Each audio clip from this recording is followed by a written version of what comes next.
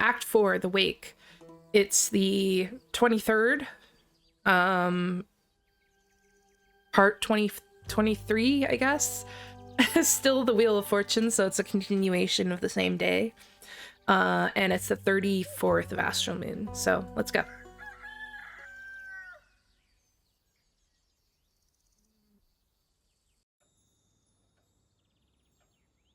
Dot, dot, dot. Dot, dot, dot. Dot, dot, dot. Someone should go after Clay at some point. We'll need his help. We don't have time to let ourselves fall apart right now. Easy for you to say. You weren't there. Carolyn's right. We'll have time to feel defeated once we're dead. Right now, not all is not lost. Not yet. Sure. It's just a bit hard to buy this never give up bleep right now. You know, if you know how to salvage all of this, feel free to share with the class. I'm serious. I won't even roll my eyes at any heroic speeches right now. Dot, dot, dot. Yeah, I figured. So what? Do you just want to give up? I don't know. Clay was right. It's getting pretty hard to see the point. That's exactly what got us into this mess to begin with. What? Your failure? No. This bleep and ambivalence. Ha! I think you guys need to take a good hard look at reality. I don't like betting on losing horses. Of course. Did enough pro bono today? How much will it cost you to get interested again? Oh, you can bleep off right now. Ulyssia. What's up, Dave? Think this through. What would you even do? Where would you go? Don't patronize me for trying to save myself. Dave's right. There won't be anywhere to go soon.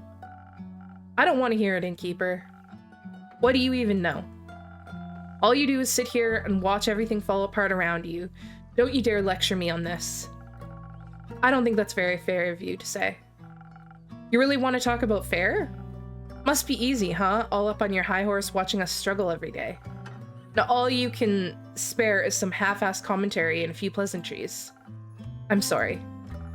I didn't realize you mercenaries cared so much. Well, I got there in the end. Did you? Oh. Should have figured. Explains why that bird spying on us all this time was also just a footnote for you. Hey. You always go on and on about your responsibilities as an innkeeper. How it's your duty to serve anyone that walks through those doors. If that necromancer bleep walked in here, would you offer him an ear and listen to his story? Would you serve Alithia's murderer a drink with the same smile like you do for us? Hey, maybe he'd bring her corpse along. Good thing you'd already know what drink to serve her. Ooh. That's cruel. Why are you defending her? You should be just as pissed as me. That elf is gone because she couldn't get over her own ego, right? For all we know, Fable could be dead in a ditch somewhere. We wouldn't know. My drinks aren't miracle tinctures. They can't move mountains. But they would provide an edge between life and death, couldn't they? And you decided to refuse them that help because you were petty. Not like it matters now. Don't talk like Fable's already dead. Maybe you should have thought harder before letting Fable walk away like that. What happened to believing in them? If there's even a chance they might come back, I'll keep those tavern doors open. Good to know you seem to have somewhat of a heart. Whatever. Whatever? I don't know what else you want me to say. Just say something that doesn't make it sound like you've already given up. Like you didn't give up the moment you things turned rough in that chasm. That was different. People were dying.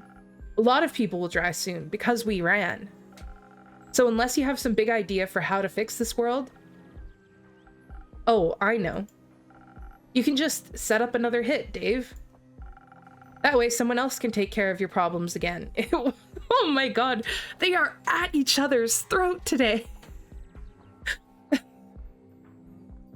That way someone else can take care of your problems again. It won't be me this time. Innkeeper, Carolyn, it's been real, or not. But risking Clay's temper seems more meaningful than sitting here, so goodbye. ...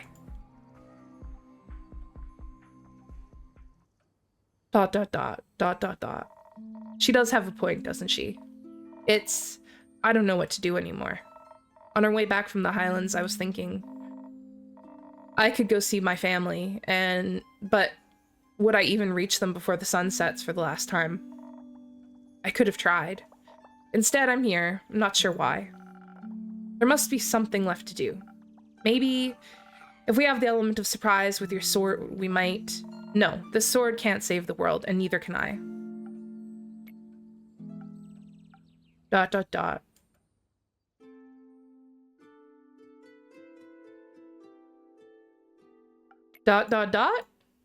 Ah, they're back! What's wrong with their face? Why do they have this thing on their face? I don't like that. I don't know why. That's like my tryptophobia is like triggering here. Am I seeing things? Fable? Hello, everyone. Greetings, adventurer. Welcome back. I'm back. Somebody pinch me. Ow. I said pinch, not punch, Carolyn. That wasn't a punch. I'll show you. Wait, it's really me. Even though I do look a little different. Is it weird? No, it suits you. Looking badass, Elfie. Thanks. I like it too. If you have tryptophobia, don't Google search tryptophobia either, okay? Just word from the wise. I like the horns. Oh my god. They do have horns. What the hell has happened? They look very horny. Nope, that sounds wrong. Let me try again. Take your time. They are very pretty, beautiful, effervescent. Do you need one of your own drinks, Innkeeper? Well, what I really want to say is, I'm so glad you're okay, Fable. And I'm happy you're back. I'm really happy to see you as well, Innkeeper. And there's so much for us all to talk about.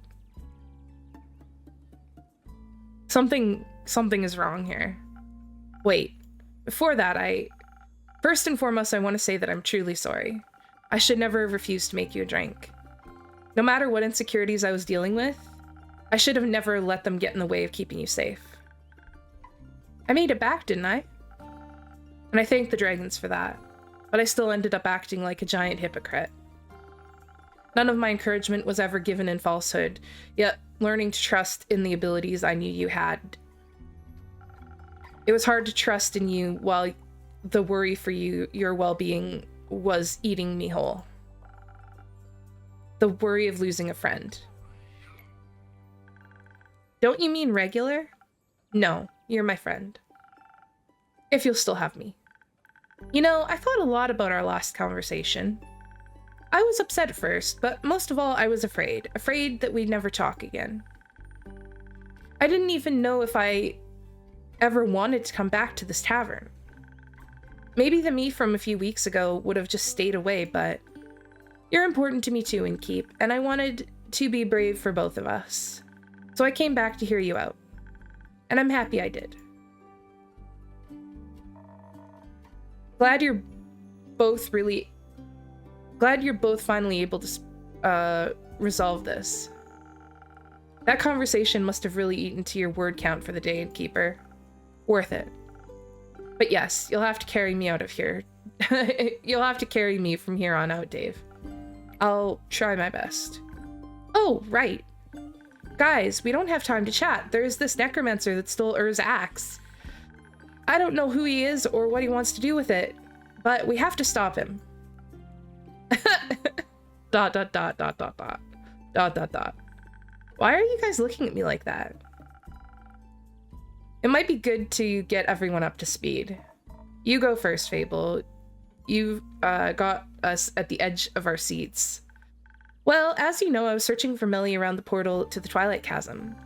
I couldn't find any clues, not with the devastation left behind after the flood.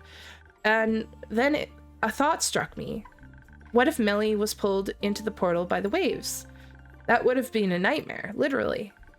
And even if I could swear I saw the shadows around the portal moving, or the fact that its entrance to the plane called the Nightmare Realm, I couldn't just abandon my friend, so I went through the portal. How did that go for you? To be honest, I barely remember what happened when I first went through. The distorted landscape, the giant, gangly creatures roaming around, my heart was beating out of my chest. All my blood was in my ears again. Eventually, I found an alcove that gave me some shelter, but I just couldn't stop freaking out. In my blind panic, I had run so far from where I entered that the chance of finding any traces of Melly was almost zero. So what did you do next? I must have fallen asleep. What? Excuse me? Well, all that running and worrying got me so exhausted I must have just passed out. It was weird falling asleep in such a strange place. I couldn't remember any of my dreams afterwards, just a sense of disquiet and unease.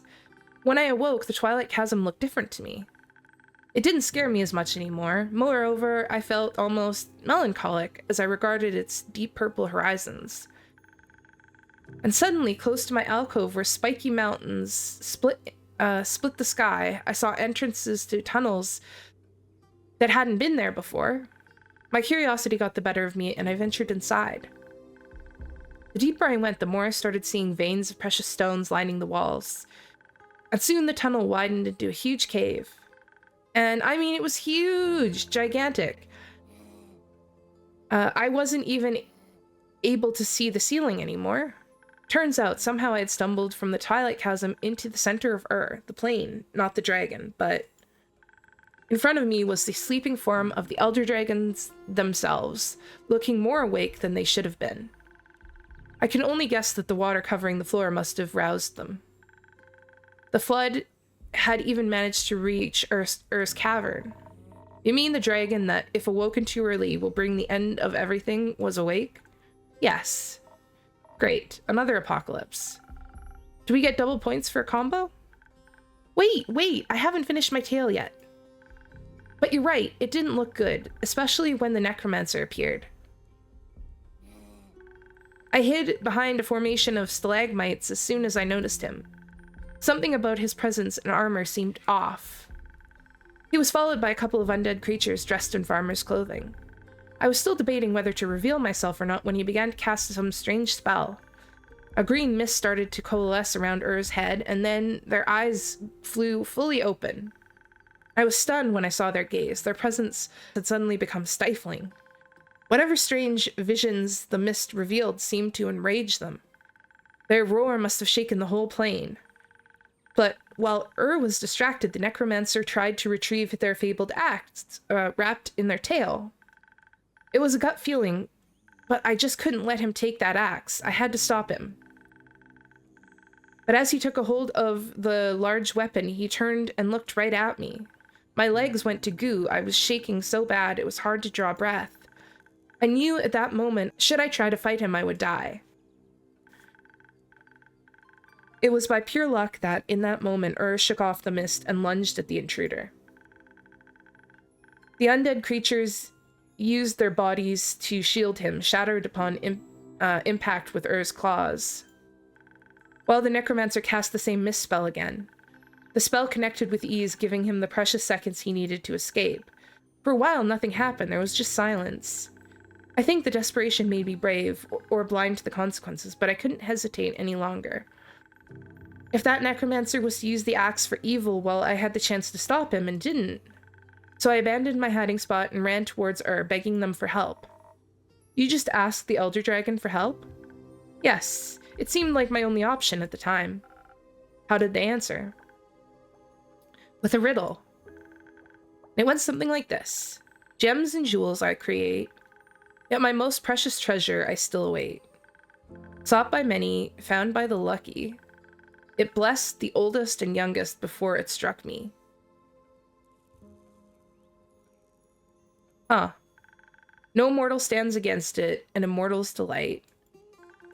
So close to death, unseeing you find. What little mortal do I seek? I don't even remember the whole riddle. I'll be honest. ADHD is a beautiful thing.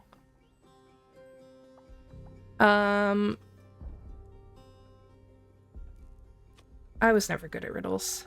I prefer a more hands-on approach. Just admit you don't have the patience. We have that in common. To be honest, I could barely think past all the emotions warring within me, and so I just said the first thing on my mind. I told them how much I didn't want to answer a riddle just then. Saving people shouldn't depend on getting a riddle right. And if wanted something in the first place, maybe they shouldn't speak in riddles. And communicate clearly instead. Wow. You said that to their face. I got caught up in the moment. But it seemed to surprise them, judging by the rumbling chuckle they let out. Eventually, told me that all they wanted to do was fall back asleep. So I pulled out my lute and played the Elder Dragon a lullaby. Just as I could see their eyes starting to droop, they lifted one gigantic talon to my forehead, and a strange heat ran through my body, and a floating orb of blinding blue fire appeared in front of me. It was so warm and kind. It tickled my nose, and when I couldn't hold in my laughter any longer, I, accidentally ate it? Before I could panic about wasting gift, their gaze, let me know that everything was fine. That their flame would stay with me from then on, and that this strength was their boon to me to this world. The makeover was included, I guess. And that's all there really was to it. I think that was plenty. That's astonishing. It's not like I did anything special. Anyone in my position would have done the same. No, I think that has Fable written all over it. I did forget to bring a cool trinket back for you. I think you brought back something a lot more important. Hope. Oh! Elfie, are you saying you actually produce dragonfire now? I think so. I practiced recreating the orb on the way here, but I still have a long way to go. Ha! I feel like I'm missing context here. Later, we need to go get Rhea right now. That was fast. Can't blame her. Oh, wow, that was fast. I heard you might have some dragonfire for me sword. Good to see you back in one piece, Fable. Good to be back in one piece. So what's the situation? Is there a new plan? Yes. Maybe. We'll need to figure out the details. But it's fair to say we've been given another shot. Right. If there's any smithing to be done, you know I'm with you. How long do you think you'll need to reforge the sword? With the blueprint from the Highlands, it'll go a lot quicker. I'm confident I'll be able to make a darn fine sword. It'll be ready before sunrise. Got no time to waste. Right! I'd still really like to know what we can't waste time on. Let's discuss with the others. Melly is a lot better explaining this kind of stuff. She's safe? Yes, she's safe. Innkeep, I trust you'll have some quests locked and loaded for us top of the morning? Of course. I guess we'll see you tomorrow, Innkeeper. ...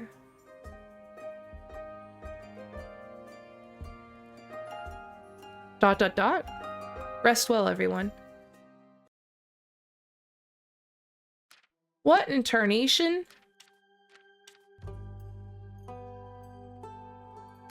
I just put all of these on there? A fight of hopes and dreams. It might seem lost, but the fight is not over yet. Quasar can still be stopped at the aperture. He's in possession of a draconic weapon, but so are we. Thanks to Fable and their newly obtained dragonfire, we were able to forge a weapon to withstand his evil powers.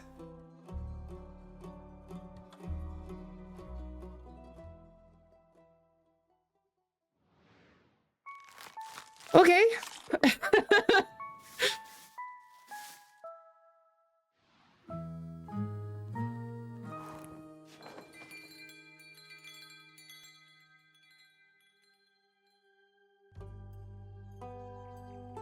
House of Hope.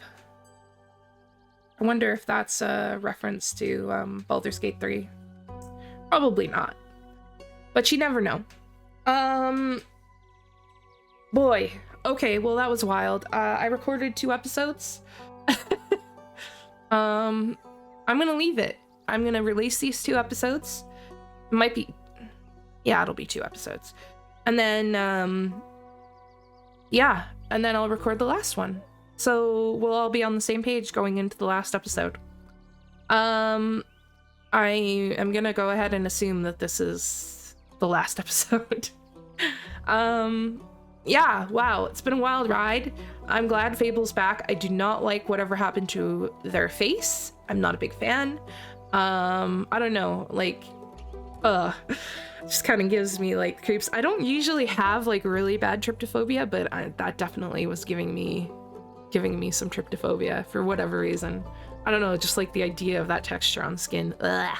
Okay, but anyway, yeah, so we're on the 35th of Astral Moon. This is the night it's all supposed to go down. Whatever it is, we still don't really know. Necromancer guy is gonna end the world, I guess. But boy, I would love to know more about... I hope at some point we get some kind of full explanation as to what the Innkeeper is, or who they are.